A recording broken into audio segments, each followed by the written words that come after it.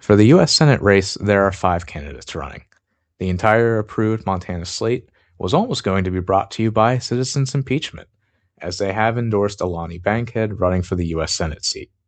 However, when I compared her policy page to Michael Blackwolf's, I couldn't justify naming Alani as the approved candidate when Michael Blackwolf supports far more of the policies we need political leaders fighting for. The biggest difference for me when I was reviewing these websites, Alani's webpage didn't have a dedicated policy section. The best she could write in her core priorities is support for better access to healthcare, education, and mental health care. Now, maybe she has stated somewhere else in more clearer detail support for Medicare for all, but at this moment, I have not found that evidence.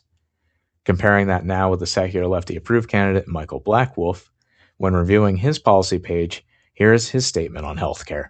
In clear terms, Medicare for all. Healthcare is a right, and he supports healthcare coverage for every American.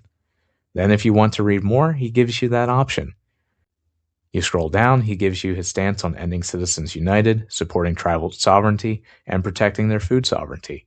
If you live in Montana, I highly recommend you checking out Michael Blackwolf's campaign page and learning more about all the other remaining policies he supports.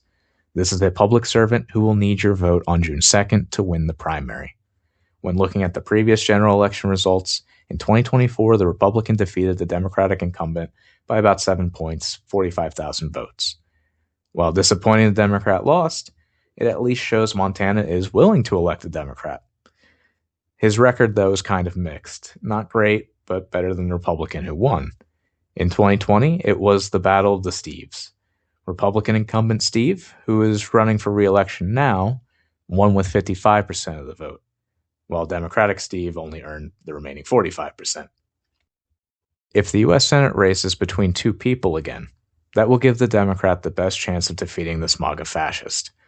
Currently, there is a Libertarian primary happening with 2 candidates running, and 1 independent candidate who will be in the general election, who's basically just another Libertarian option. Depending on the Democratic nominee, I don't know if these other options will work strategically with other candidates to consolidate around 1 to win, which would leave the decision up to the knowledge of the voters.